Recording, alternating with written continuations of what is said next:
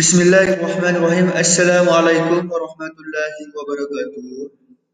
Alhamdulillahi rabbil alamin wassalatu wassalamu ala asyrafil anbiya'i wal mursalin wa ala alihi rasulillahi ajmain amma ba'du. Yang pertama dan yang paling utama, mari kita panjatkan puja dan puji syukur kita atas kehadiran Allah Subhanahu wa taala, yang mana Allah telah memberikan kita nikmat, baik itu nikmat iman, nikmat kesehatan, sehingga kita dapat melakukan perkuliahan sebagaimana semestinya. Salawat dan salam tak lupa pula kita sanjung tinggikan atas kehadiran Nabi besar yakni Nabi Muhammad sallallahu alaihi wasallam, yang mana beliau telah membawa kita dari alam jahiliyah ke alam Islamiyah yang kita rasakan pada saat ini. Yang saya hormati Bu Fauzia Qadriyah selaku dosen hukum ketenagakerjaan, dan yang saya cintai teman-teman sekalian. Baik, di sini perkenalkan, nama saya Ardiansyah selaku moderator dan ditemani oleh saudari kita sebelah kanan dan kiri saya akan memperkenalkan dirinya. Baik, kami persilahkan. Perkenalkan, nama saya Jihan Haska. Di sini saya sebagai pemateri akan membahas mengenai penyelesaian perburuan dan pemogokan di dalam perburuan. Perkenalkan, saya Gina Juwita Jakuba selaku pemateri ketiga yang akan menjelaskan faktor penyebab pemogokan. Halo sobat. Oke, kami dari UIN Sumatera Utara, Fakultas Syariah dan Hukum, Program Studi Hukum Ekonomi Syariah. Dan di sini kita akan membahas mengenai hukum ketenagakerjaan dengan materi perselisihan dalam perburuan. Nah, perselisihan dalam perburuan itu kita akan membahas 4 materi. Yang pertama, pengertian perselisihan dalam perburuan, penyelesaian perburuan, pemogokan, faktor penyebab pemogokan. Nah, sebelum kita lanjut ke materi yang akan kita bahas, alangkah baiknya kita mengetahui dulu apa yang tertera dalam perselisihan dalam perburuan tersebut. Nah, di dalam perselisihan perburuan,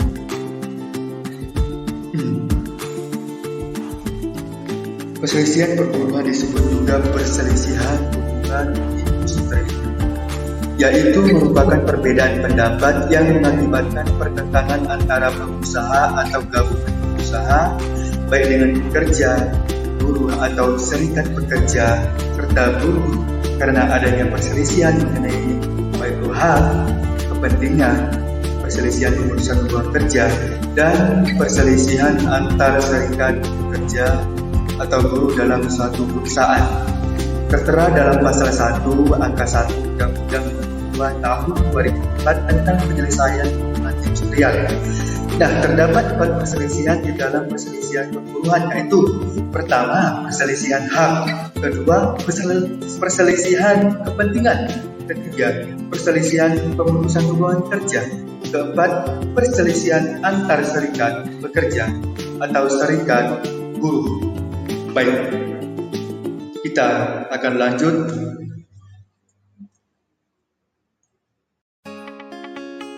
Oke sobat, nah sekarang kita masuk ke materi pembahasan penyelesaian perburuan dan pemogokan akan dipaparkan oleh saudari kita Jihan Haska. Kami persilahkan dengan segala hormat.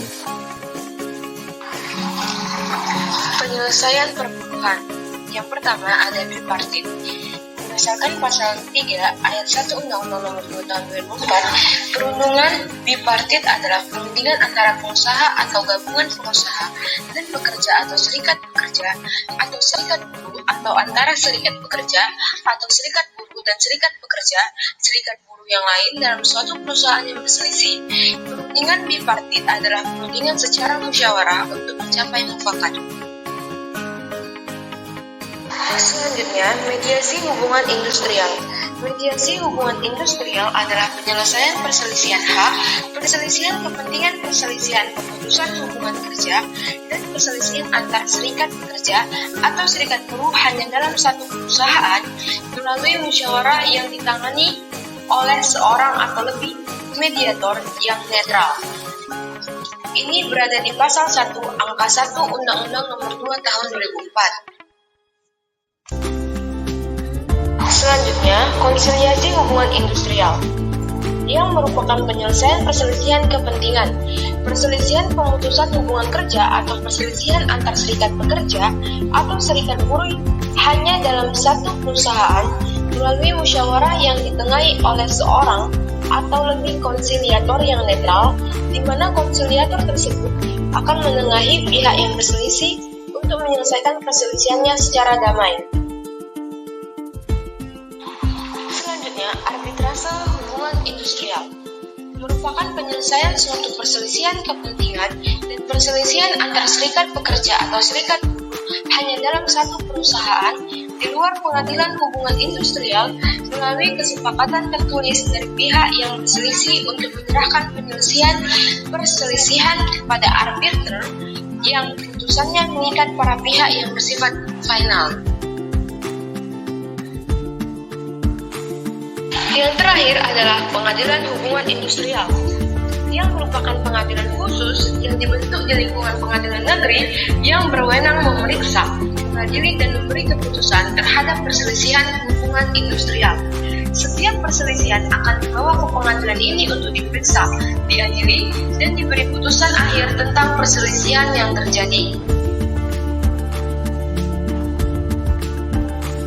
Selanjutnya, pemogokan dalam perburuan. Yang pertama, ada definisi pemogokan. Menurut Undang-Undang Nomor 13 Tahun 2003 tentang Ketenagakerjaan, memberikan definisi yang dimuat dalam pasal 1 angka 23 yang menyatakan mogok kerja adalah tindakan pekerja yang direncanakan dan dilaksanakan secara bersama-sama dan atau oleh serikat pekerja untuk menghentikan atau memperlambat pekerjaan. Pemogokan adalah suatu penarikan tenaga kerja dan terdapat 4 jenis utama pemogokan. Yang pertama ada pemogokan ekonomi, yang kedua pemogokan praktik tenaga kerja yang tidak adil, yang ketiga pemogokan liar, dan yang keempat ada pemogokan simpati. Peraturan pemerintah tentang pemogokan kerja yaitu diatur dalam pasal 137 sampai pasal 145 dalam Undang-Undang Nomor 13 Tahun 2003 tentang Ketenagakerjaan. Syarat sah mogok kerja.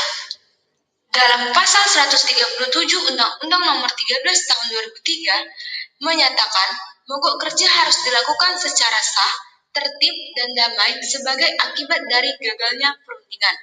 Syarat administratif yang harus dipenuhi agar mogok kerja dikatakan sah adalah pekerja atau serikat pekerja wajib memberitahukan secara tertulis kepada perusahaan atau pengusaha dan disnaker 7 hari kerja sebelum mogok kerja dijalankan. Akibat dari apabila mogok kerja tidak memenuhi kualifikasi. Yang pertama, mogok kerja sah. Sanksi bila menghalang-halangi mogok kerja yang sah, tertib, dan damai adalah pidana penjara paling singkat 1 tahun dan paling lama 4 tahun, dan atau denda paling sedikit 100 juta dan paling banyak 400 juta. Mogok kerja yang tidak sah. Disebutkan bahwa mogok kerja yang dilakukan secara tidak sah dikualifikasikan sebagai mangkir. Pemanggilan untuk kembali bekerja bagi pelaku mogok tidak sah dilakukan oleh pengusaha 2 kali berturut-turut dan dalam tenggang waktu 7 hari dalam bentuk panggilan secara patut dan tertulis. Pembayaran upah bagi pekerja yang mogok kerja. Pekerja yang melakukan mogok kerja secara sah tetap mendapat upah, tetapi pekerja yang melakukan mogok kerja secara tidak sah, mereka tidak berhak mendapat upah. Oke, baik. Terima kasih kepada Saudari Jihan Askan telah memaparkan materinya. Baik, untuk berikutnya kita akan menjelaskan mengenai faktor penyebab pemogokan, dan itu akan dijelaskan oleh Saudari kita, Gina Juwita Jabba. Baik, kami persilahkan kepada Gina Juwita Jabba dan tempatnya. Selanjutnya, faktor penyebab pemogokan. Terdapat 4 faktor penyebab pemogokan. Di antaranya, yang pertama, faktor finansial. Merupakan faktor yang berhubungan dengan jaminan serta kesejahteraan karyawan yang meliputi sistem dan besarnya gaji, jaminan sosial, macam-macam tunjangan, fasilitas yang diberikan, promosi, dan sebagainya. Yang kedua, faktor fisik. Merupakan faktor yang berhubungan dengan kondisi lingkungan kerja dan kondisi fisik karyawan, meliputi jenis pekerjaan, pengaturan waktu kerja dan waktu istirahat, perlengkapan kerja, keadaan ruangan, suhu, penerangan, pertukaran udara, kondisi kesehatan karyawan, umur, dan sebagainya. Yang ketiga, faktor psikologis. Merupakan faktor yang berhubungan dengan kejiwaan karyawan yang meliputi minat, ketentraman dalam bekerja, sikap terhadap kerja, bakat, serta keterampilan.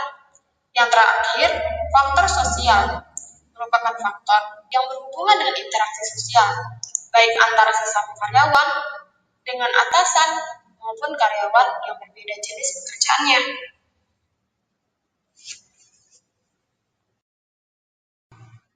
Oke, baik. Terima kasih kepada para audien atau para penonton yang telah memaparkan dan melihat materi kami dari video animasi.